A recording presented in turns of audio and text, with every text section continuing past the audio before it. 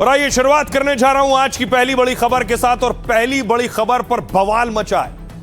बवाल यह है कि जंतर मंतर में आरक्षण पर घमासान शुरू हुआ। देखिए कैसे प्रदर्शनकारी जंतर मंतर पहुंच गए। यह प्रदर्शन वो प्रदर्शन इस्तीफे पर था, यह प्रदर्शन आरक्षण हटाने पर हो रहा था।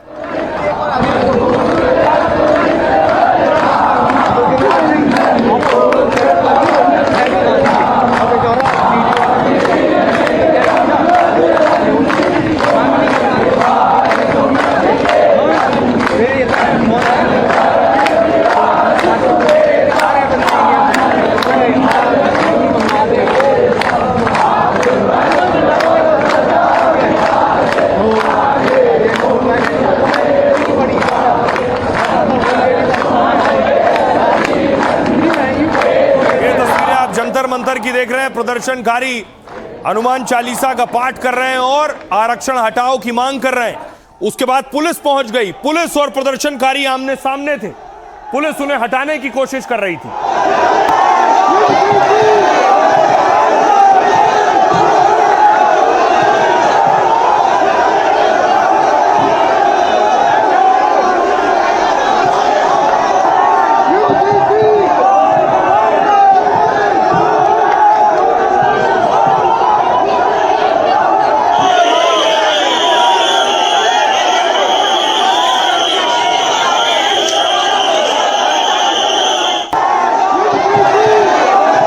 और उसके बाद देखिए पुलिस ने मंच से एक एक को खींचना शुरू किया है, मंच से एक एक को उतारना शुरू किया है और मैदान खाली करवाया।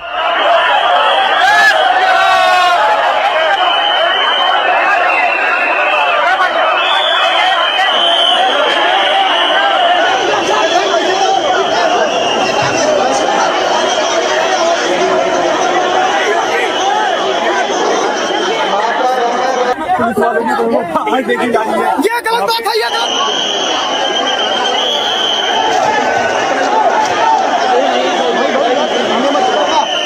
समाज अगर इसके बावजूद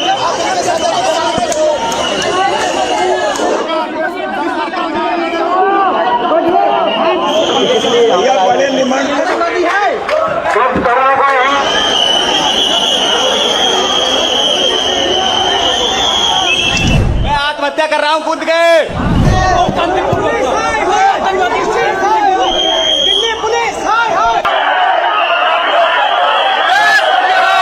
और उसके बाद देखिए जरा प्रदर्शनकारियों को, जब उन्हें पुलिस हटा रही थी तो वो पुलिस के सामने भी खड़े थे। क्या कह रहे हैं सुनिए। आतंकवादी हैं, गला पकड़ के स्टेज से हमें नीचे उतारा गया है और अभी भी मेरे साथ के कई सारे लोग हैं, हमारे साथ बहुत बुरी तरीके से ट्रीट करा जा रहा है। हम कोई आतंकवादी हैं क्या? आपके 1 महीने पहले कॉकरोच बैठे थे, क्या हाथ में चूड़ियां पहन ली थी पुलिस प्रशासन ने? उन्हें तो उतारा नहीं गया। पूर्ण रूप से बहिष्कार। स्टेज पे धक्का दिए गए, हम पीछे नहीं हटेंगे। हम महाराणा प्रताप के वंशज है। जय राजपुताना, जय मां भवानी। को हमने वोट दिया है, हमने सरकार में लाए और हम भी सरकार छीन भी सकते हैं। कल से आंदोलन पुरजोर तरीके से होगा और सरकार को जहां तक हम उखाड़ के नहीं फेंके हैं तब तक यह आंदोलन जोरदार तरीके से, भरपूर तरीके से होगा। हमें गोली मारो, खत्म करो। जनरल डायर ने चलाई, आप भी चलाओ। लाठी के बाद गोली कोई बचती है? हमारी दाढ़ियां पकड़ के खींची गई। हमें हनुमान चालीसा पढ़ रहे थे तो हम पे लाठी चार्ज हुआ है। तो यही करते रहो। 27 में भी मिलेगा, 29 में भी मिलेगा, जितने चुनाव आ रहे सब में मिलेगा। गला पकड़ के स्टेज से हमें नीचे उतारा गया है। मेरी मांग है आरक्षण में संशोधन हो। हमें गोली मार दिया गया लेकिन हम नहीं देंगे। बताइए ना, क्यों धक्का दे रहे मुझे? किस लिए?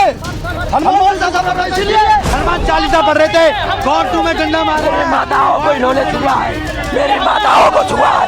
मैं इनको बताता हूँ, मैं इनको अकेले समझे ब्राह्मण समाज का अकेला इनको बाहर फेंकूंगा। माताओं को छुआ है इन्होंने। मैं बात सही बता रहा हूँ, माँ भवानी की हनुमान चालीसा को पूरा नहीं होने दिया। 20 हनुमान चालीसा में आगे रोका है। हमारे लिए जितना बड़ा वंदे मातरम है उतना ही हमारे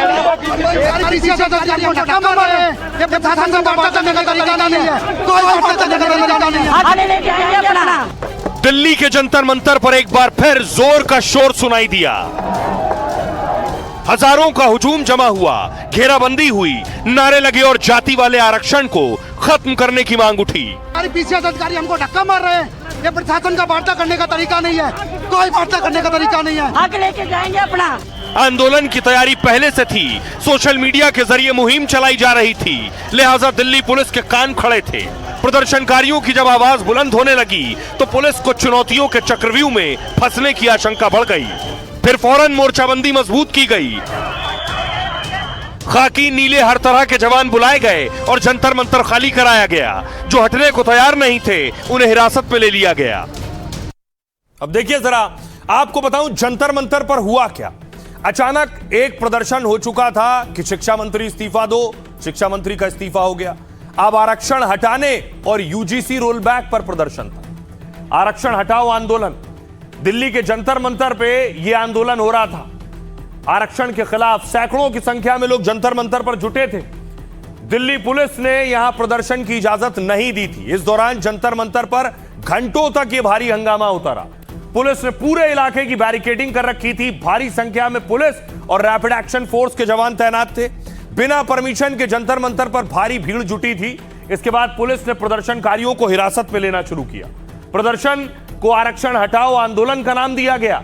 यह पूरा प्रोटेस्ट इंस्टाग्राम के जरिए प्लान किया गया। सोशल मीडिया पर पेज बना, लोगों से जंतर मंतर पहुंचने की अपील की गई। दिल्ली पुलिस ने साफ कहा यहां प्रदर्शन की परमिशन नहीं है। पुलिस ने सिर्फ 500 लोगों को रामलीला मैदान में जुटने की छूट दी थी। इसके बावजूद सैकड़ों की संख्या में लोग जंतर मंतर पहुंच गए। प्रदर्शनकारी बैनर और पोस्टर लेकर पहुंचे थे। कई लोगों के हाथों में भगवा और तिरंगा झंडे भी थे। जंतर मंतर पर एक मंच बनाया गया था और मंच से आरक्षण व्यवस्था को लेकर लोगों ने अपनी बातें रखी। पुलिस ने प्रदर्शनकारियों को रामलीला मैदान जाने की अपील की, लेकिन प्रदर्शनकारी जंतर मंतर से हटने को तैयार नहीं थे। इसके बाद पुलिस ने प्रदर्शनकारियों को वैन में भरकर हटाया है। अब आपको सुनवाता हूं, सुनिए जरा। प्रदर्शनकारियों पर एक्शन हुआ, पुलिस ने वहां से हटाया। क्या कह रहे हैं सुनिए। जो पुलिस है इनको भारत छोड़ना पड़ेगा। आरक्षण को खत्म नहीं किया जाता, बदलाव नहीं किया जाता, तब तक हम रुकने वाले नहीं। रिस्ट वाला सुलूक कर रहे हैं, गर्दन पकड़ रहे हैं हमारा। हम हनुमान चालीसा का पाठ कर रहे थे और इन्होंने हमें मारना शुरू कर दिया। न किसी पुलिस वाले को ना किसी को टच किया है और ये बेवाद लेके हमें धक्का दे रहे हैं, कभी कुछ कर रहे हैं। प्रोटेस्ट करने का अधिकार नहीं है। क्या हमने पुलिस पर हमला किया? क्या हमने किसी को गाली दी? लेकिन हमने शांति से आंदोलन किया। हमने डिमांड्स की कि हमें हमारा अधिकार दो, हमें आंदोलन करने का अधिकार दो, लेकिन हमें मारा गया, पीटा गया। यूजीसी के विरोध में आए थे हम। जो सरकार सवर्ण के बच्चों को नहीं आगे बढ़ना देखना चाहती है। बिल्कुल शांतिप्रिय राष्ट्रवादी हम लोग हैं, कोई अहिंसा नहीं कर रहे, शांतिप्रिय ढंग से यहाँ पर आए हुए उनको यहाँ अंदर जाने नहीं दे रहे। आप एक रेस के घोड़े के पिछले पैर काटने की कोशिश कर रहे हैं, उसके चारों पैर काटने की कोशिश कर रहे हैं। आप घोड़े को गधा बनाने की कोशिश कर रहे हैं। हमारे सवर्ण जाति ने महाराणा प्रताप दिए, परशुराम जी दिए, संभाजी दिए, दौड़ लगाते हैं। इस देश के लिए राजपूत किले दिए, भूमियां दी, अपना खून बहाया। उसके बावजूद भी ये सरकारें हमारी नहीं हुई। ईडब्ल्यूएस रिजर्वेशन से कोई फायदा नहीं है सवर्णों को, ना अटेम्प्ट में छूट है, ना एज कोई रिलैक्सेशन है। तो आप ये क्या दे रहे हो? अब देखिए, रात में प्रदर्शनकारियों को हटाया गया जो कह रहे थे देश से आरक्षण हटाया जाए, लेकिन सुबह फिर जंतर मंतर पहुंच गए और यूजीसी रोल बैक के खिलाफ प्रदर्शन कर रहे थे कि यूजीसी के जो नियम है वो भी खत्म किए जाएं।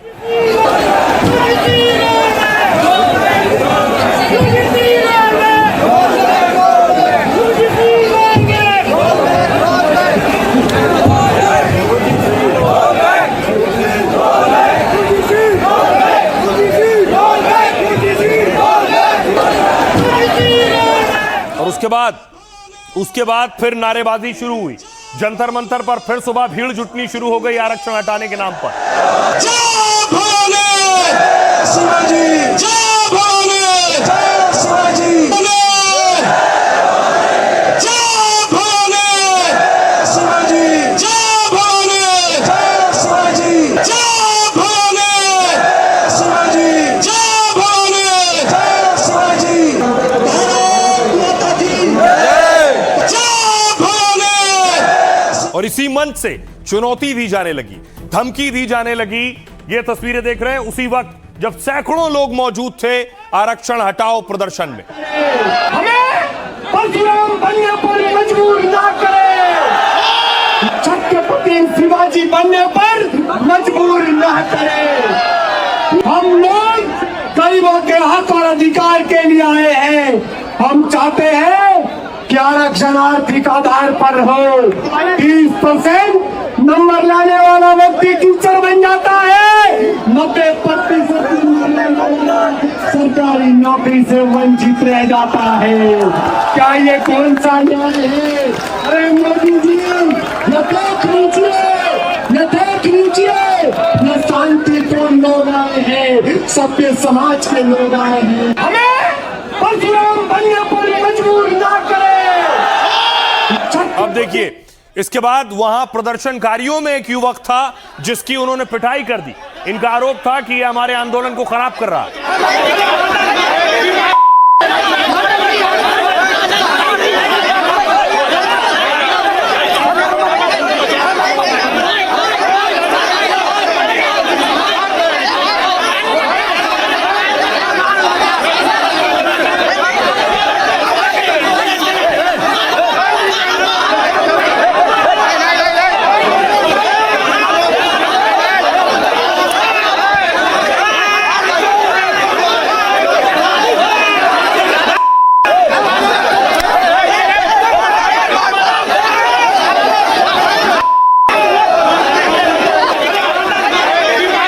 अब आपको बताऊं, बड़ी बात यह है कि आखिर प्रदर्शनकारी मांग क्या कर रहे हैं, क्या क्या चाहते हैं वो जो प्रदर्शन कर रहे हैं। सबसे पहले देखिए, पहली मांग है कि जातिगत आरक्षण को हटाया जाए, इसकी जगह आरक्षण आर्थिक आधार पर दिया जाए।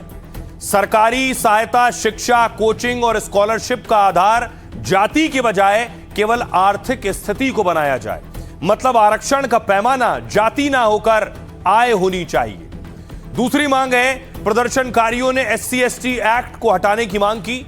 यह कानून SC/ST समुदाय के लिए बनाया गया। इनके खिलाफ होने वाले अपमान, भेदभाव, हिंसा, अत्याचार रोकने का कानून है। इस केस में 6 महीने से लेकर उम्र कैद तक की सजा हो सकती है। तीसरी मांग, प्रदर्शनकारियों ने UGC के समानता के नियमों को वापस लेने की मांग की। उच्च शिक्षण संस्थानों में जातिगत भेदभाव, उत्पीड़न रोकने के लिए इसे बनाया गया। हर कॉलेज, यूनिवर्सिटी में समानता कमेटी का गठन होना था। SC/ST और OBC छात्रों के लिए एक सेल बनाया जाना था। सामान्य वर्ग के छात्रों ने इसे एक तरफा और भेदभावपूर्ण बताया। भारी विरोध के बीच मामला सुप्रीम कोर्ट पहुंचा, जहां सुप्रीम कोर्ट ने इस पर अंतरिम रोक लगा दी थी। केंद्र सरकार ने कोर्ट में कहा था कि वो इस पर विचार कर रही है। चौथी मांग, हर 10 साल में आरक्षण व्यवस्था की समीक्षा की मांग की गई। देखा जा सके कि आरक्षण का लाभ वंचितों को मिल रहा है या नहीं। आरक्षण के दायरे में क्रीमी लेयर का नियम सख्ती से लागू हो, सबसे पिछड़े समूहों को ही इसका फायदा मिले। जाति पर आरक्षण होने से उस जाति के संपन्न लोगों को भी फायदा उठाते हैं। आरक्षित वर्ग के संपन्न परिवारों और अधिकारियों के बच्चे भी लाभ उठाते हैं। इस पर नजर रखी जाए, हर 10 साल में समीक्षा हो। अब आइए आपको बताऊं कि आखिर देश में कितना आरक्षण है, जनरल कैटेगरी का क्या आरोप है, क्या कहते हैं वो और उनका गुस्सा किस बात को लेकर है, वो पता चलेगा इसके जरिए। केंद्र सरकार की नौकरी और उच्च शिक्षा में 59.5% आरक्षण है, यानी 59.5% आरक्षण है केंद्र सरकार की नौकरी में और उच्च शिक्षा में। ओबीसी को मिलता है 27% रिजर्वेशन, SC को 15%, ST को 7.5% और इकोनॉमिकली वीकर सेक्शन यानी आर्थिक रूप से जो पिछड़े हैं उनको 10% आरक्षण मिलता है। कुल आरक्षण हुआ 59.5%। मतलब सामान्य वर्ग के लिए 40.5% सीटें बचती हैं। कुछ राज्यों में आरक्षण का आंकड़ा और अलग है। तमिलनाडु में 69% तक आरक्षण लागू है। सुप्रीम कोर्ट ने आरक्षण को अधिकतम 50% तक सीमा तय की है, लेकिन कई राज्यों में स्थानीय आधार पर इसे बढ़ा दिया गया है। इसको लेकर भी लोगों में नाराजगी है। सुनिए जरा क्या कह रहे हैं इस पर सियासतदान।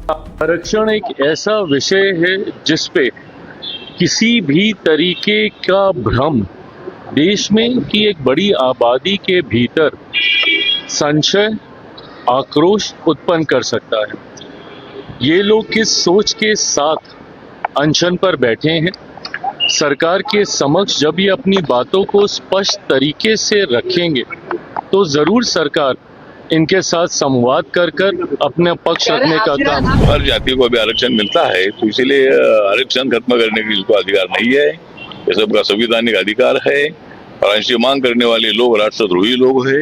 ऐसे ऊपर इनके ऊपर एक्शन होनी चाहिए। हमारे पास संविधान में हमारा नाम है। कुछ लोग दाल रोटी के लिए काम कर रहे हैं, दूसरे का पैसा लेके हमारे गरीबी का उपहास उड़ा रहे हैं। हमारे लोग भूमिहीन है, गरीब है, उनको रुपया दे के उल्टा पुल्टा बुलवा रहा है। तो ये भाजपा को इस पे निर्णय लेना चाहिए। जब भी किसी भी देश का, समाज का जवान गुस्से में आता है, नौजवान गुस्से में आता है, तो उस देश में फिर बदलाव आता है। ये हवा शुरू में तो हवा कहलाती है, फिर ये तूफान बनता है। अब देखिए, जिस दौर में प्रदर्शन हो रहे हैं, जेनजी और जेन अल्फा सड़कों पर है, नेता भी समझ गए हैं कि उन्हें किससे बात करनी है और किसके वोट की जरूरत है। देखिए, इसी कड़ी में राहुल गांधी कहां पहुंचे। राहुल गांधी पुणे पहुंचे छात्राओं से मिलने के लिए। सिर्फ छात्राओं से मिले राहुल गांधी। जब मंच पर पहुंचे वो तस्वीर देखिए। Is it working? Wonderful welcome in Pune.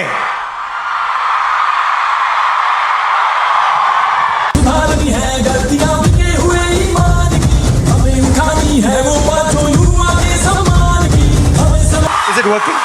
Wonderful. अब देखिए, राहुल पुणे में कॉलेज में थे, तो दूसरी तरफ एबीवीपी अखिल भारतीय विद्यार्थी परिषद के जो छात्र हैं वो भी प्रदर्शन कर रहे थे, वंदे मातरम गा रहे थे, कांग्रेस का घेराव कर रहे थे पुणे में।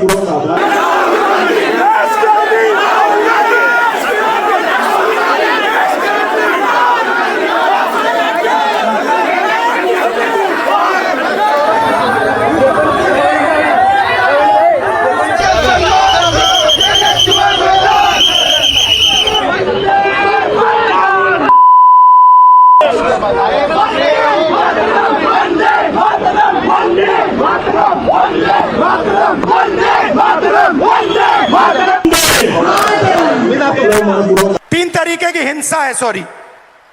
एक तो डायरेक्ट है कि 70 crore journeys are there. First thing to understand is before they are born, पैदा होने से पहले हर साल 4.5 लाख लड़कियों की हत्या होती है। That is the first violence, पहली हिंसा।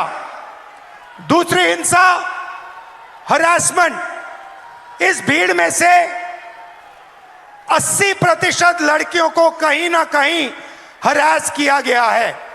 वायलेंस ऑफ अपॉर्चुनिटी, 50% महिला एजुकेशन या काम को रिजेक्ट करती हैं सेफ्टी के कारण। यूपी में जिस प्रकार से कांग्रेसियों ने हंगामा किया, एक कैंपस में धावा बोला, जिस प्रकार से छात्रों को पीटा, मुझे ऐसा लगता है कि ये इवेंट की ही सोची समझी साजिश थी। जिस प्रकार से किसी पिक्चर को हिट करना है तो कंट्रोवर्सी निर्माण करो, उस प्रकार से सोच समझकर ये कंट्रोवर्सी उन्होंने तैयार की है। मुझे ऐसा लगता है ये छात्रों की गूंज नहीं है, ये राहुल गांधी का रीलॉन्च है। राहुल गांधी एक जुबान भी देश और दुनिया में बढ़ते हुए भारत की तारीफ नहीं की, केवल भ्रम फैलाना और भ्रम फैला करके लोगों को देश के प्रति भड़काना। एक बात साफ है कि सभी नेता इस कोशिश में हैं कि युवा उनके साथ जुड़ें। इसी कड़ी में देखिए, प्रधानमंत्री नरेंद्र मोदी आज बीजेपी हेडक्वार्टर पहुंचे। बीजेपी हेडक्वार्टर पहुंचने के पीछे मकसद उस नई टीम से मिलना था जो नई टीम नितिन नवीन की है, जिसमें कई नेताओं को जोड़ा गया। उसमें स्मृति ईरानी और वसुंधरा राजे सिंधिया भी शामिल। उस टीम से मिलने पीएम मोदी पहुंचे थे।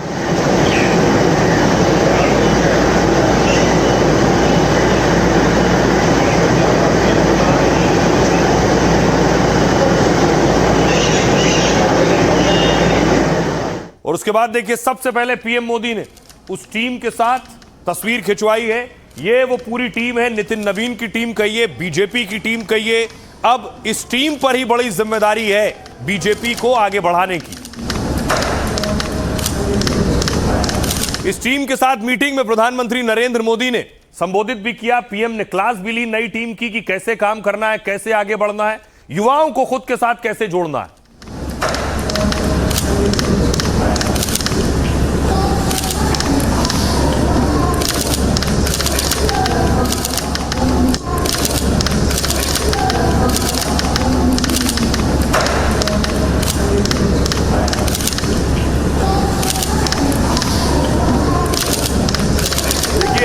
प्रधानमंत्री नरेंद्र मोदी ने नई टीम बनाई। अब नई टीम से क्या कुछ कहा है पीएम मोदी ने, नई टीम को कैसे काम करना है, देखिए। पीएम मोदी ने नई टीम को संबोधित किया। नितिन नवीन की टीम आज पहली बैठक थी इस टीम की। पीएम मोदी ने इस टीम से मुलाकात की। जेनजी से संवाद को लेकर बीजेपी ने टीम बनाई है। बीजेपी अध्यक्ष नितिन नवीन इस टीम को लीड करेंगे। स्मृति ईरानी को इस टीम में शामिल किया गया। विनोद तावड़े, गुजरात के उप मुख्यमंत्री हर्ष सांघवी इस टीम में। ओपी चौधरी को इस टीम में शामिल किया गया है।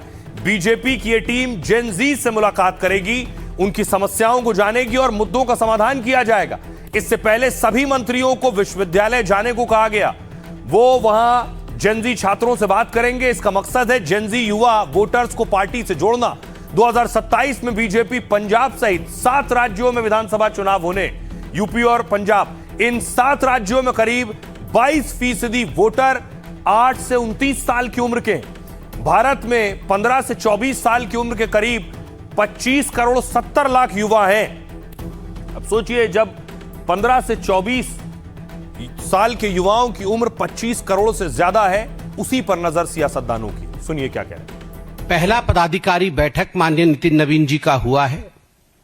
उसमें पहला रिजोल्यूशन, पहला प्रस्ताव भारत के गौरव, भारत के सम्मान और जिन लोगों ने, जिन हुतात्माओं ने अपना बलिदान दिया है भारत की स्वतंत्रता के लिए, वैसे महामंत्र वंदे मातरम के सम्मान में यह प्रस्ताव जारी हुआ है।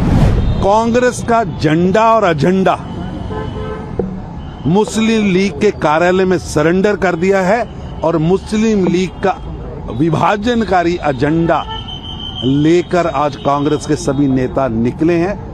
कोई नेता कैसे भारत के राष्ट्रीय गीत को काट सकता है? 140 करोड़ भारतीयों का सम्मान है राष्ट्रीय गीत।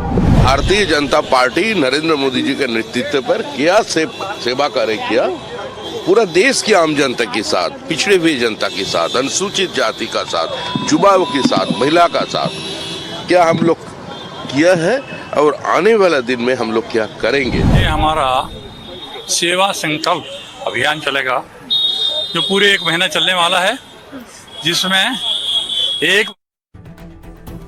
आइए खबरों में आगे बढ़ते हैं। आज की एक और बड़ी खबर है यूपी से। कैसे एक्शन हो रहा है जमाखोरों पर योगी का चाबुक। अब देखिए, जमाखोरों ने चीनी जमा की, तो ये आप देख रहे हैं मुजफ्फरनगर। प्रशासन ने छापा मारा है, रेड की है मुजफ्फरनगर में।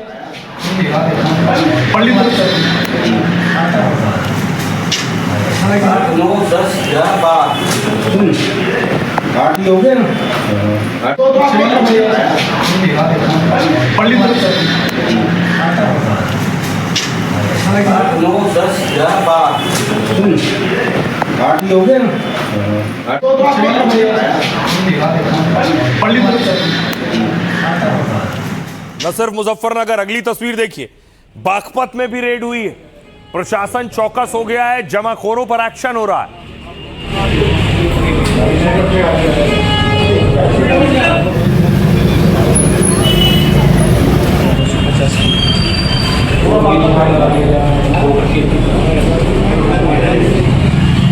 चीनी गोदामों पर शहर शहर छापेमारी हो रही है। चीनी के जमाखोरों को कसा जा रहा है। अब यह तस्वीर देखिए, न सिर्फ चीनी, दूसरे खाद्य पदार्थों पर भी एक्शन हो रहा है। पनीर देखिए, नकली पनीर पकड़ा गया, उस पर भी कार्रवाई हुई।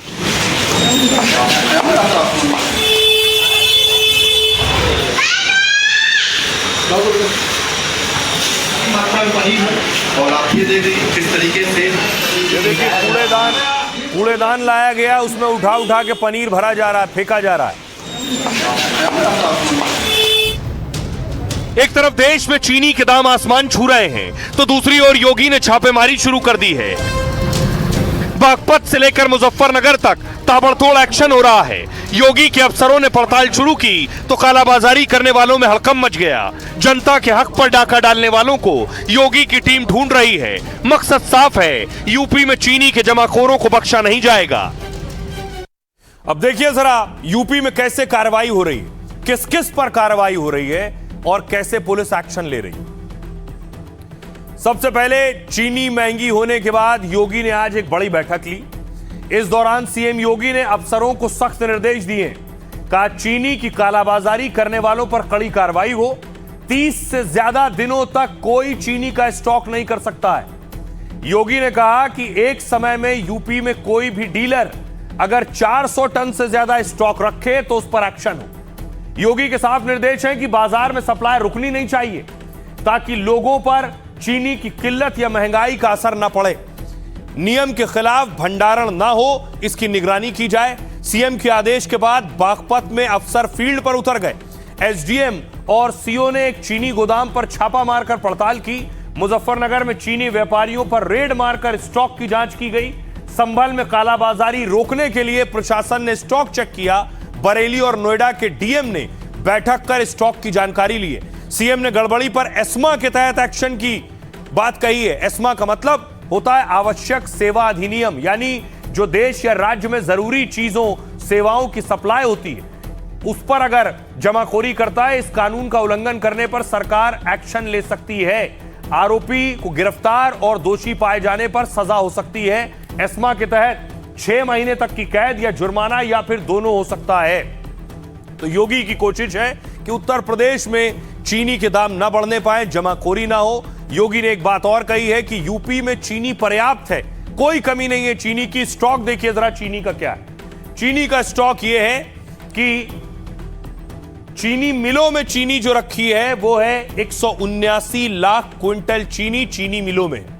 इसके अलावा देखिए निजी चीनी मिलों में 150 लाख क्विंटल चीनी है निजी चीनी मिलों में, और निजी चीनी मिलों में लगभग 23 लाख क्विंटल है और दूसरी चीनी मिलें जो हैं उनमें 5 लाख क्विंटल है। कुल मिलाकर चीनी की कोई कमी नहीं है, यह कहना है सीएम योगी का।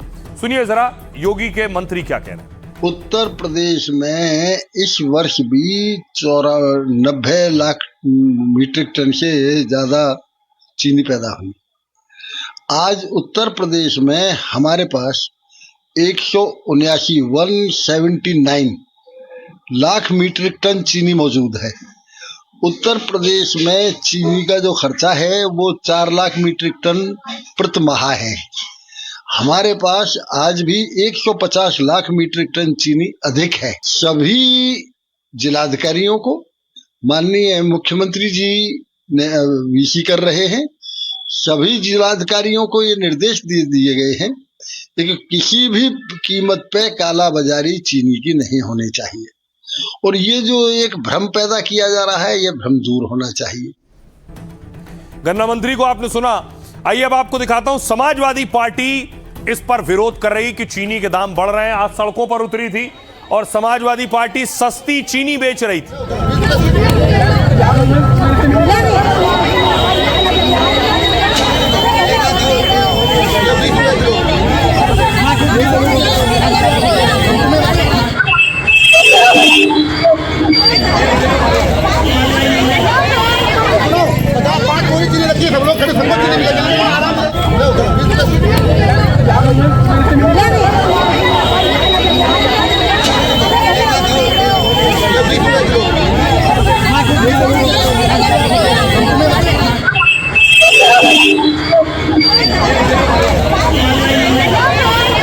आइए अब आपको बताऊं, इस पर सियासत हो रही। सियासतदान चीनी के बढ़ते दामों पर सवाल खड़े कर रहे हैं। अखिलेश यादव देखिए क्या कह रहे हैं। अखिलेश ने कहा ये मुनाफे के लिए पेट्रोल में एथेनॉल मिलवा रहे हैं, मुनाफा कमाने के लिए ही चीनी महंगी कर रहे हैं। चीनी के दाम तब बढ़ाए जा रहे हैं जब त्योहार आ रहे हैं। आपको मिठाई खरीदनी है लेकिन वो महंगी है। गुलाब जामुन, रसगुल्ला और बर्फी महंगी हो गई है। मल्लिकार्जुन खड़गे ने कहा त्योहारों से पहले चीनी की मिठास में कड़वाहट घुल गई है क्योंकि 3 महीने में चीनी करीब 40% महंगी हो गई है। जनता पर पड़ी मार, महंगाई की मार का जिम्मेदार आखिर कौन है? चीनी की कमी है और सरकार विदेश से चीनी मंगा रही है। यह कैसा आत्मनिर्भर भारत है जहां आयात करना पड़ रहा है, दूसरी तरफ गन्ने को पेट्रोल में मिलाने के लिए एथेनॉल में झोंक रहे हैं। भारत दुनिया का बड़ा चीनी उत्पादक और निर्यातक देश है, लेकिन आज चीनी का स्टॉक 9 साल के निचले स्तर पर क्यों है? अरविंद केजरीवाल कह रहे हैं देश में चीनी की कीमतें बेतहाशा बढ़ रही हैं क्योंकि देश में चीनी की भारी कमी हो गई है, क्योंकि गन्ने से मोदी जी ने एथेनॉल बना दिया है। करीब 30 लाख टन चीनी के गन्ने से एथेनॉल बना दिया गया है। मोदी जी कह रहे हैं एथेनॉल बनाकर विदेशी मुद्रा बचाई है, लेकिन उसी विदेशी मुद्रा से अब चीनी आयात कर रहे हैं। केंद्र सरकार ने कहा कि महंगी चीनी को एथेनॉल से जोड़ने को गलत बताया है। एथेनॉल के चलते ऐसा होने के दावे का खंडन किया है, कहा कि एथेनॉल का बड़ा हिस्सा खराब अनाजों से बन रहा है, उसका गन्ने से कोई ताल्लुक नहीं। सुनिए सियासतदानों को। दिल्ली लखनऊ में बीजेपी की सरकार है। अब आप सोचिए चीनी कितनी महंगी हो गई, और तब महंगी हो गई जब त्योहार आ गया है, आपको मिठाई खरीदनी पड़ेगी। और एक हिसाब किताब लगाओ कि अगर आपका गुलाब जामुन कितना महंगा हो गया होगा, रसगुल्ला कितना महंगा हो गया होगा, बर्फी कितनी महंगी हो गई है। आज हर चीज महंगी हो रही है, डीजल पेट्रोल सब कुछ महंगा। जितना प्रोडक्शन अपेक्षित था उसकी बनिस्बत इस बार इतना ना होना एक कारण रहा है, पर मैं मानता हूं कि ये एक टेम्पररी फेज है, बहुत जल्द इसको नियंत्रित कर लिया जाए। चीनी के जो इंपोर्ट की बात हो रही है वो इसलिए हो रही है क्योंकि इतना लो आउटपुट हुआ है। लो आउटपुट के चलते आपने अपने इथेनॉल E20 के लिए आपने उसका इस्तेमाल किया है, डाइवर्जन किया है, और उसका भार कौन भुगतेगा? जनता ही भुगतेगी। मांग के अनुसार जब पूर्ति को करना है तो सरकार को कुछ आयात भी करना पड़ेगा, कुछ और उपाय करने होंगे। थोड़े दाम अगर बढ़े हैं तो इसका मतलब एथेनॉल नहीं है, क्योंकि एथेनॉल के तुलना में देखो जो 12% की खपत होती थी एथेनॉल की वो घट के 9% रह गई है, यानी एथेनॉल का प्रयोग कम हुआ है। तो कीमत की वृद्धि को एथेनॉल से जोड़ना ये न्याय संगत नहीं है। और अब आपको बताऊं कि आपकी थाली में, आपके किचन में कौन कौन सी चीजों के दाम बढ़ गए हैं और क्या वजह है इसके पीछे। सबसे पहले देखिए चीनी 5 जुलाई को 45 रुपए किलो मिल रही थी, अब 21 अगस्त के दाम है 65 रुपए किलो, 45 से 65 पहुंच गई। चावल के दाम 5 जुलाई को 90 रुपए किलो थे, 21 अगस्त को दाम 100 रुपए प्रति किलो पहुंच गए। अरहर दाल 120 रुपए किलो से 150 रुपए किलो पहुंच गई है। चाय पत्ती जो 5 जुलाई को 380 रुपए किलो थी, वो 21 अगस्त को 456 रुपए किलो पहुंच गई। इसके अलावा चना जो 80 रुपए किलो था वो 85 रुपए प्रति किलो पहुंच गया है। सरसों तेल 160 रुपए किलो से पहुंच गया है 190 रुपए किलो। काजू 5 जुलाई को 1000 रुपए किलो था और 21 अगस्त को 1500 रुपए किलो पहुंचा है, यानी 500 रुपए की बढ़ोतरी हुई। बादाम 5 जुलाई को 800 रुपए किलो मिल रहा था, 21 अगस्त को 1100 रुपए किलो हो गया है। आलू पिछले हफ्ते 20 रुपए किलो था, 21 अगस्त को दाम 25 रुपए किलो तक पहुंच गए। प्याज 30 रुपए किलो था, 60 रुपए किलो तक पहुंच गया है प्याज अलग अलग जगहों पर। टमाटर पिछले हफ्ते 30 रुपए किलो थे, 21 अगस्त को दाम 30 रुपए किलो, यानी टमाटर के दामों में बढ़ोतरी नहीं हुई है। भिंडी पिछले हफ्ते 30 रुपए किलो थी, 21 अगस्त को 60 रुपए किलो। फूल गोभी 60 रुपए किलो से 100 रुपए किलो तक पहुंच गई है। लौकी 40 रुपए से 60 रुपए किलो पहुंच गई। अदरक 240 रुपए किलो से 21 अगस्त के दाम थे 280 रुपए किलो। खीरा 40 रुपए किलो मिल रहा था, अब 50 रुपए प्रति किलो मिल रहा है। वहीं करेला 60 से 80 रुपए किलो पहुंच चुका है। सहजन की फली 80 रुपए किलो थी, 160 रुपए प्रति किलो हो गई है। ये दाम बढ़ रहे हैं। गौतम बुद्ध नगर के दाम मैं आपको बता रहा था, आप सुनिए जरा आम लोग क्या कह रहे हैं इस पर। थोड़ी सी महंगाई को कम करें और महंगाई के ऊपर काबू करें, क्योंकि शक्कर के दाम आसमान छू रहा है, नारियल के दाम आसमान छू रहा है। सरकार की पॉलिसी है ये, तो अभी उनके संज्ञान में आ गया है और चीनी पे सुनने में आ रहा है कि अभी आया तो गवर्नमेंट कर रही है, टैक्स में छूट दे रही है, तो अभी बढ़ने की संभावना मुझे कम लगती है, मुझे तो डाउन होना लगता है। इस बात का ज्ञान था कि इस बार चीनी स्टॉक में कम है और उन्होंने कोई इस पर ध्यान नहीं दिया, जो आज ये तेजी देखने को मिल रही है। इससे बन रहा है आपका पेट्रोल में जा रहा है, उससे एथेनॉल बन रहा है, उसमें जा रहा है। दूसरा सरकार ने कोटा कम छोड़ा है। तीसरा उत्पादन में गिरावट है शक्कर की सेल 20% रखी, 20% सेल घट गई है, 80% घट गई है। महाराष्ट्र में यूपी में भारी बारिश की वजह से फसल खराब होने की वजह से भी, और कुछ पेट्रोल में इथेनॉल में काम में ले रहे हैं, इसके लिए हर चीज़ में 20 रुपए किलो की मीठे में बढ़ोतरी होगी। वक्त हर चीज़ महंगी है, महंगाई से त्रस्त पब्लिक है। और आइए यूपी से ही एक और बड़ी खबर है। यूपी से जो तस्वीर आई सामने, उससे पहले आपको बताऊं, डीजे को लेकर कांवड़िया और पुलिस आमने सामने भिड़ गए। ये बवाल क्यों हुआ ये आपको बताऊंगा, पहले तस्वीर देखिए जरा। पिछले दिनों तस्वीर आई, सीएम योगी आदित्यनाथ ने खूब कांवड़ियों के लिए इंतजाम किए, उन पर पुष्प वर्षा भी की, हेलीकॉप्टर से भी, और खुद सीएम योगी ने फूलों की बारिश की।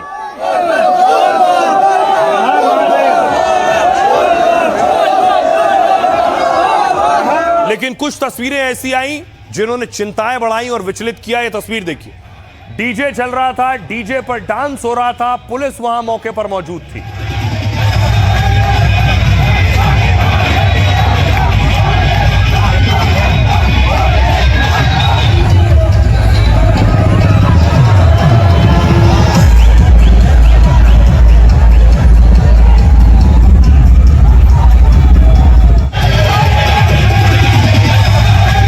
उसके बाद देखिए क्या हुआ, कांवड़िए और डीजे पर पुलिस वाले पहुंच गए तो आमने सामने थे। पुलिस वालों के साथ धक्का मुक्की शुरू हो गई।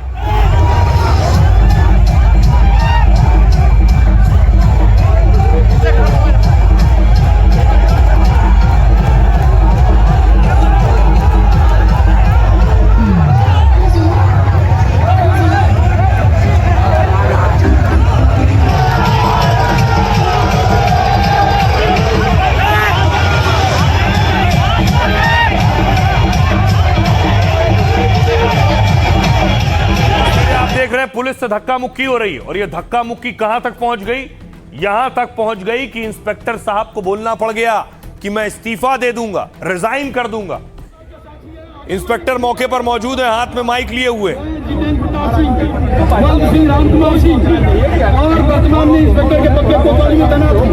ईश्वर इस बात का साक्षी है, अगर मैंने किसी कांवड़िया के साथ संपर्क किया है तो मैं थोड़ी हो जाऊँ, और ईश्वर इसका न्याय करेगा।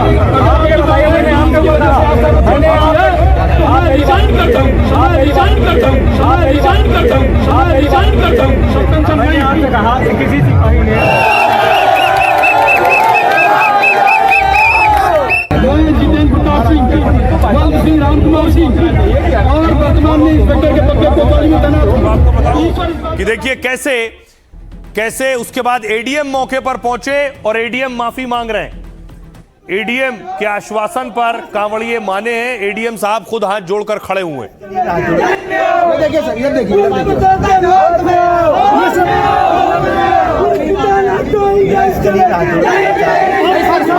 के तौर पे नहीं सर, आप आए, अच्छी बात है।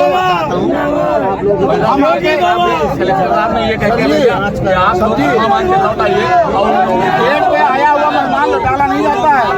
हेलो, आप लोग हमारे अतिथि हो, वर्ग की परंपरा है हमारी। ये बता कर रहा है, थोड़ा सा उसके लिए मैं क्षमा उसको आप क्षमा मांगने वाले हैं नहीं। और इसके बाद देखिए ये यहीं खत्म नहीं हुआ। उसके बाद नाराज कांवड़ियों ने प्रदर्शन शुरू किया मंच से। मंच पर मौजूद थे और मंच से नारेबाजी हो रही थी। ये वो तस्वीरें।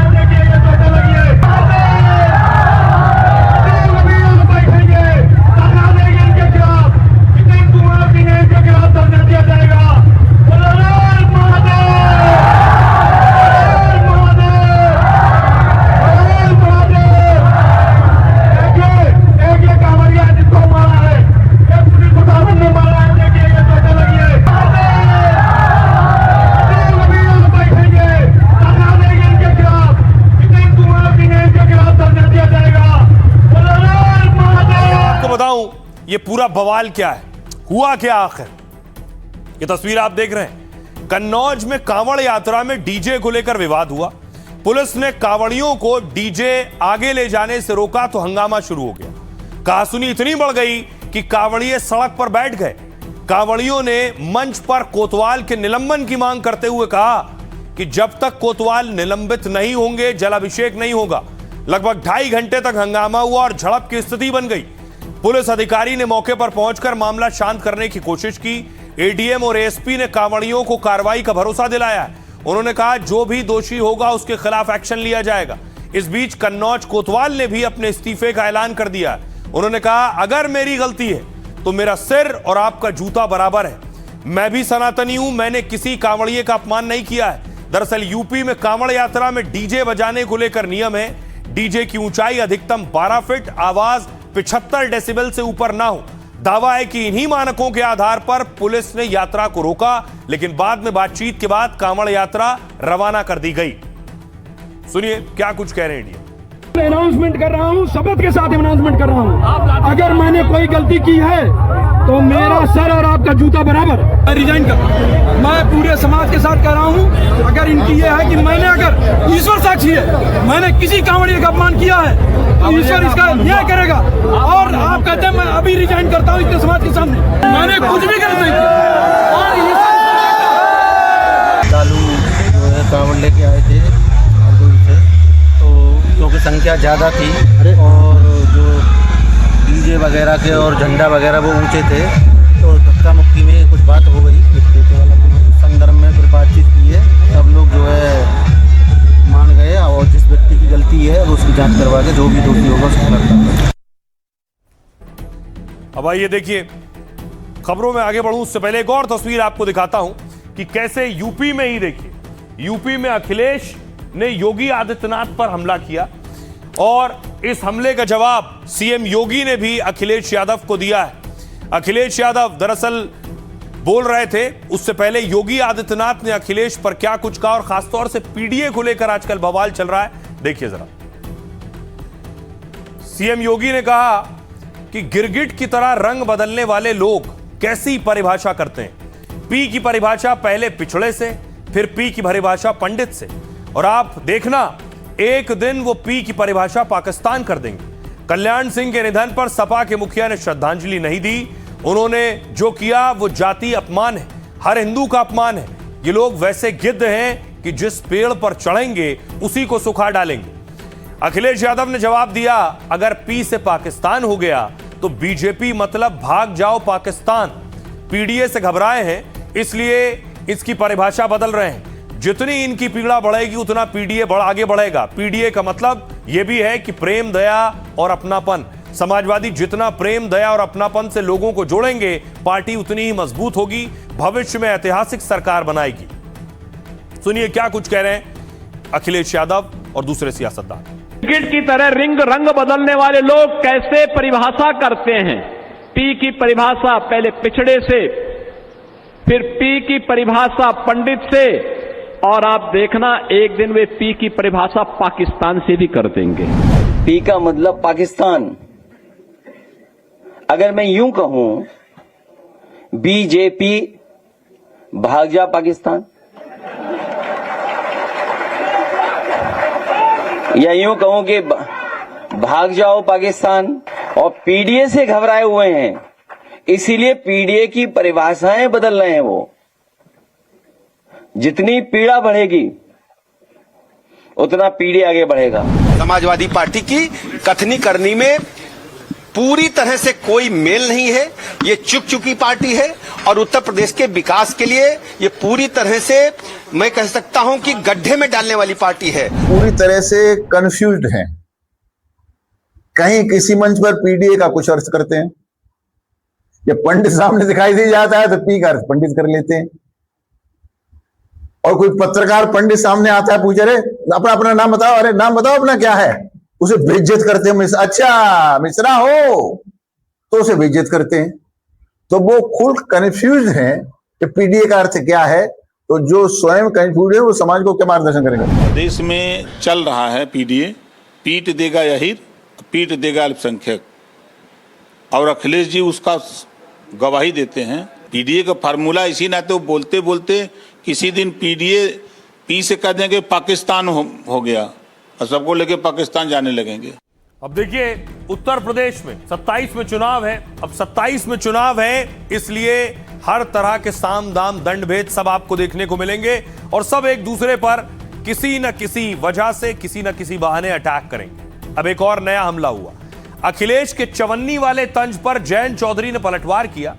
आरएलडी के मुखिया और केंद्रीय मंत्री ने एक्स पर पोस्ट लिखा, उन्हें कुछ सस्ते शब्द बोलने ही थे तो मेरा नाम लेकर बोलते। जयंत चौधरी अखिलेश को कह रहे हैं जाट समाज को टारगेट करना और कहना ABCD हमने सिखाई है, यह अहंकार है और मैं मानता हूं कि ऐसा आचरण सिर्फ पतन लाता है। दरअसल अखिलेश यादव ने हाल में जयंत चौधरी पर तंज कसा था। उन्होंने कहा हमने चवन्नी को रुपया बना दिया फिर भी लोग छोड़ गए। अखिलेश का तंज जनवरी 2022 के जयंत चौधरी के बयान से जोड़ा गया। तब सपा और आरएलडी पार्टियों ने साथ मिलकर यूपी का चुनाव लड़ा था। अब अखिलेश के हालिया बयान और पश्चिमी यूपी की सियासत गर्मा गई है, क्योंकि पश्चिमी यूपी की राजनीति में जयंत चौधरी सिर्फ एक नेता नहीं बल्कि लंबे समय से जाट और किसान राजनीति के महत्वपूर्ण अंग हैं। ऐसे में जयंत पर की गई टिप्पणी को आरएलडी जाट अस्मिता से जोड़ रही। यही वजह है कि विवाद अब निजी राजनीतिक तंज से आगे निकल गया है और जाट बनाम यादव वाली सियासी लड़ाई की तरफ जाता हुआ दिख रहा है। इस लड़ाई में मायावती ने भी एंट्री ली है और अखिलेश पर भी हमला किया है। मायावती ने अखिलेश के बयान को पूरे जाट समाज का अपमान बताया और कहा सपा के मुखिया को पूरे जाट समाज से माफी मांगनी चाहिए।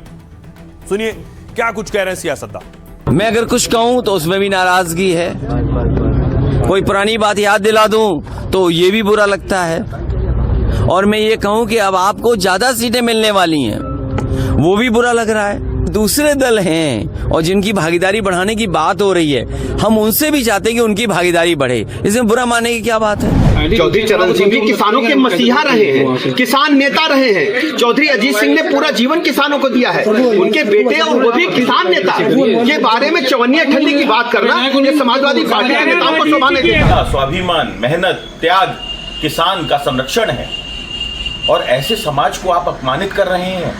चौधरी चरण सिंह जी ने मुलायम सिंह जी को नेताजी बनाने का काम किया और आज आप पूरे समाज को कटघरे में खड़ा कर रहे हैं। यह अत्यंत दुर्भाग्यपूर्ण और दोषपूर्ण मानसिकता को दर्शाता है। जयंत जी, आप हमारे नेता चौधरी चरण सिंह जी के पोते हैं, आपको हल्के शब्दों का इस्तेमाल नहीं करना चाहिए था जैसा आपने कहा, क्योंकि वही हल्के शब्द अगर आपने उस समय नहीं इस्तेमाल किए होते तो लोग 54-58 रुपया नहीं करते।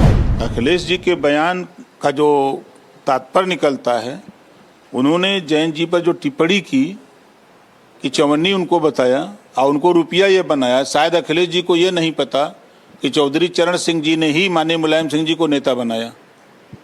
ये उनको इतिहास पढ़ना चाहिए बोलने से पहले, लेकिन वो मानसिक संतुलन खो बैठे हैं। आइए खबरों में आगे बढ़ते हैं। आज की एक और बड़ी खबर है, आपको लिए चलता हूं महाराष्ट्र। महाराष्ट्र में एक शख्स की सबसे ज्यादा चर्चा है और अब तो देश में मैकडॉनल्ड्स पर सिंघम का एक्शन, यानी एक्शन की जो तस्वीरें आई हैं वो देखिए। पहली तस्वीर मुंबई के मलाड में देखिए, होटल पर छापेमारी हुई है, FDA विभाग ने छापेमारी की।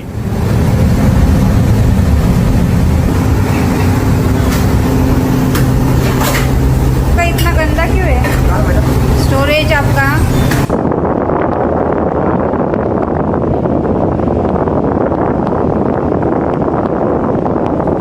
जो गंदगी थी उसके खिलाफ ये छापेमारी हुई। अगली तस्वीर देखिए, ये तस्वीर आप देख रहे हैं रेडियो क्लब की, जहां एक्शन हुआ है। देखिए जरा, कॉकरोच मिले हैं वहां।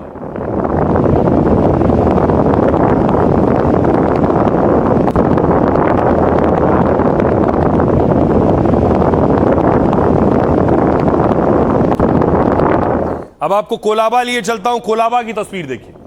कोलाबा में बताया गया कि मैकडॉनल्ड्स पर रेड हुई FDA की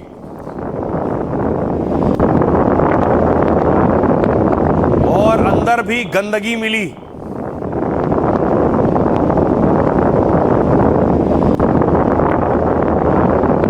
तो आइए आपको बताऊं कि इस बार तुकाराम का डंडा कहां कहां चला, किन किन होटल रेस्टोरेंट पर चला है। मुंबई के कोलाबा वाले मैकडॉनल्ड्स स्टोर पर एक्शन हुआ। FDA ने इस मैकडॉनल्ड्स स्टोर का लाइसेंस सस्पेंड कर दिया है क्योंकि यह स्टोर 20 में से 18 सेफ्टी पॉइंट्स में फेल हो गया। दावा है यहां बिना बताए एनालॉग चीज का इस्तेमाल हो रहा था। इस स्टोर में कॉकरोच मिले और गंदे जूते पहनने का भी आरोप है। सफाई वाले गंदे कपड़ों को छूने के बाद बिना हाथ धोए काम हो रहा था। इसके अलावा बॉम्बे प्रेसिडेंसी रेडियो क्लब 98 साल पुराने ऐतिहासिक क्लब का लाइसेंस सस्पेंड कर दिया गया। एफडीए कमिश्नर तुकाराम मुड़े ने निरीक्षण के बाद यह कार्रवाई की है, क्योंकि यहां सेफ्टी और सफाई के नियमों का उल्लंघन हुआ है। किचन एरिया में मक्खियां, मरा हुआ कॉकरोच मिला है। खार जिमखाना, एफडीए ने इसका फूड रजिस्ट्रेशन सर्टिफिकेट सस्पेंड कर दिया है। आरोप है कि यहां सफाई नहीं थी और नियम तोड़े जा रहे थे। फ्रोजन फूड को गलत तरीके से पिघलाने का भी आरोप है। साथ ही दावा है कि जिम खाना में भंडारण की व्यवस्था खराब थी। नोवारा रेस्टोरेंट तुकाराम के एफडीए ने इस रेस्टोरेंट का लाइसेंस सस्पेंड कर दिया है। 13 अगस्त को रेस्टोरेंट में सुधार के लिए चेतावनी दी गई थी, लेकिन 25 गंभीर कमियों में से 14 में ठीक से सुधार नहीं हुआ। एक और रेस्टोरेंट है स्टेटस, इस रेस्टोरेंट का लाइसेंस भी एफडीए ने सस्पेंड कर दिया है। कर्मचारी साफ बर्तनों के ऊपर चेहरा धोते हुए दिखे और बिना सुरक्षा उपकरणों के काम करते हुए भी मिले हैं, जिसके बाद यह कार्रवाई हुई है। हमारी सहयोगी सुजाता की रिपोर्ट देखिए मुंबई से। हम रेडियो क्लब के बाहर मौजूद हैं और आपको बता दें कि एफडीए के अधिकारियों द्वारा यहां पर इंस्पेक्शन की गई और इंस्पेक्शन में ऐसे कई मानक जिन पर इन्हें खरा उतरना था उन पर ये खरे नहीं उतरे, और जिसके चलते स्वच्छता मानकों को कड़ाई से पालन ना करने के लिए इनके फूड बिजनेस लाइसेंस को सस्पेंड कर दिया गया। और आइए आपको बताऊं कि तुकाराम एक्शन ले रहे हैं, लेकिन एक्शन तभी अधिकारी ले सकता है जब शासन का उस पर हाथ भी हो और यह भी हो कि आप ठीक कर रहे हो। तो यही है, देवेंद्र फडणवीस देखिए कह रहे हैं फ्री हैंड दे दिया है तुकाराम को। एफडीए की कार्रवाई को फुल सपोर्ट करते हुए उन्होंने कहा एफडीए की कार्रवाई बहुत अच्छी तरह से चल रही है। अगर किसी भी तरह के खाने में मिलावट होती है या फूड सेफ्टी नियमों का उल्लंघन होता है तो लोगों की जान और सेहत को गंभीर खतरा होता है। इसलिए इस तरह की सख्त कार्रवाई बेहद जरूरी है। सीएम ने ऐलान किया यह एक्शन जारी रहेगा। डिप्टी सीएम एकनाथ शिंदे, तुकाराम मुड़े को शिंदे ने भी पूरा समर्थन दिया है। शिंदे ने एफडीए की लीगल टीम को मजबूत करने को कहा है ताकि मिलावट करने वाले कोर्ट से भी छूट नहीं पाए। हालांकि खाद्य तेल व्यापारी महासंघ ने विरोध किया है, कहा है कि सिगरेट शराब बिक रही है तो खुले तेल क्यों नहीं बिक रहे आखिर। अब आपको बताऊं, तुकाराम ने अब तक जो एक्शन लिया है उस पर पूरे देश में चर्चा हो रही है। इस वक्त वो बड़े सेलिब्रिटी बन चुके हैं। पहली बार एफडीए के किसी अधिकारी को आपने सुना होगा जो देश में सेलिब्रिटी बन गया, और वो बने अपने एक्शन की वजह से। ताबड़तोड़ छापेमारी और बरामदगी। तुकाराम 26 मई को महाराष्ट्र के एफडीए कमिश्नर बने। 2 महीने में होटल रेस्टोरेंट में 1100 से ज्यादा छापेमारी कर दी। मुंबई, पुणे, नागपुर और नासिक जैसे शहरों में कार्रवाई की है। उनकी अगुवाई में एफडीए ने 3000 से ज्यादा जगह जांच की और करीब 50 करोड़ का मिलावटी सामान और स्टॉक जब्त किया है, और 3 महीने के अंदर 165 लाइसेंस सस्पेंड कर दिए। नामी होटल और क्लब पर शिकंजा। बड़े होटल और क्लब पर कार्रवाई से अधिकारी अक्सर बचते हैं, लेकिन मुंबई से पुणे तक होटल क्लब में तुकाराम का खौफ है। नियम तोड़ने वाले 400 से ज्यादा होटल और रेस्टोरेंट की जांच की गई। मुंबई के 6 मशहूर होटल समेत 56 संस्थाओं का लाइसेंस रद्द कर दिया। दर्जनों क्लब, रेस्टोरेंट और होटल को नोटिस भी थमा दिया गया है। बॉम्बे हाईकोर्ट की कैंटीन पर भी एक्शन लिया। हाईकोर्ट ने पूछा, आप सिर्फ प्राइवेट होटल और रेस्टोरेंट पर ही एक्शन लेते हैं? तुकाराम ने इस पर कोर्ट में तो बहुत ज्यादा दलीलें नहीं रखी। कोर्ट से निकल कर आए, परिसर की कैंटीन में पहुंचे और वहां भी छापेमारी कर दी। पता चला कि हाईकोर्ट की 3 में से 2 कैंटीन के पास वैध लाइसेंस तक नहीं था, तो तुकाराम ने हाईकोर्ट की 2 कैंटीन बंद करने का आदेश दे दिया। पान मसाला के भ्रामक प्रचार पर कड़ा एक्शन हुआ, और वो भी स्टार्स पर। शाहरुख खान, अजय देवगन, टाइगर श्रॉफ को नोटिस दिया गया। एफडीए ने तीनों सितारों से 15 दिन के अंदर जवाब देने को कहा है। मुड़े ने कहा, फूड सेफ्टी और विज्ञापन नियम सबके लिए बराबर है। नियमों की अनदेखी करने वाले किसी भी शख्स को छोड़ेंगे नहीं। इसके अलावा केमिकल दूध और एनालॉग पनीर पर एक्शन हुआ। शैंपू और केमिकल मिलाकर बना रहे नकली दूध रैकेट को पकड़ा। 5 जिलों में एक साथ कार्रवाई की। लाखों लीटर नकली दूध नष्ट किया है। 13 से ज्यादा लोगों को जेल भेजा और दर्जनों डेयरी सील कर दी है। नकली और घटिया पनीर की बिक्री रोकने के लिए भी कड़े नियम बनाए। दूध की बजाय वनस्पति और सोया बनाने वाले पनीर पर बैन लगाया गया है। एनालॉग पनीर बेचने पर 1 लाख का जुर्माना और 6 महीने का जेल संभव है। सुनिए जरा क्या कुछ कह रहे हैं एफडीए कमिश्नर तुकाराम। इन state develop state like Maharashtra, जहाँ पे होटल इंडस्ट्री बहुत बड़े पैमाने में है, वहाँ पे अब मैं नाम नहीं लूँगा कि बहुत बड़े बड़े होटल है, महीने में 200 लीटर देते हैं रियूज वाला। So this is by any chance not acceptable. लोग हाइजीन स्टार्ट कर दी है, देखना हाइजीन में है नहीं है, मेंटेन्ड है नहीं है, ग्लव्स है। अभी देखिए इनको ही देखिए, कैप वैप पहन के पूरा बना रहे हैं। हमें भी ऐसे गार्डन वड़ा पाव करके वहाँ पे भी बहुत भीड़ लगी हुई रहती है, तो वी यूजुअली नो कि 19-20 होता है हाइजीन के बारे में। आइए अब आपको बताऊं कि आखिर योगी ने कैसे पाकिस्तान का इलाज कर दिया। योगी ने पाक डॉन का इलाज कर दिया। कौन है पाक डॉन? यह है शहजाद भट्टी, जिसे आप देख रहे हैं। शहजाद भट्टी कौन है आपको बताऊंगा, लेकिन उससे पहले देखिए जरा, बहुत सी गिरफ्तारियां हुई हैं। ये सब शहजाद भट्टी के गुर्गे थे जिनको अरेस्ट किया गया है।